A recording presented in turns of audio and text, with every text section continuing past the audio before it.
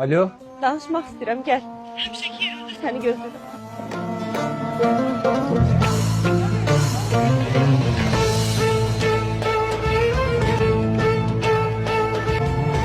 Buradayım, yoksan axı. Demək ki, ora deyil də həmişəki yerimiz, yadıma sal.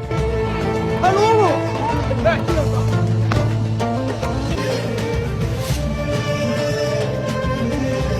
Məhlədə də yoksan axı. Belə tez unutdum sən görüş yerimizi. Burada da yoksan. Sən deməli bizim görüş yerimizi bilmədin, hə? Sənə halal olsun Nurlan. Nurlan kimdir? Nurlan deyil ki danışan. Lale sen dönsen. Bağışla qardaş, səhv düşmüşəm.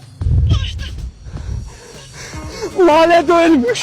Lale de gezip derenin düzünde. Ne? Yavaş iyi. Gözlerinde durur yaş arasam. Alo. Danışmaq istəyirəm, gəl. Həmişəki yerimdə səni gözlədim.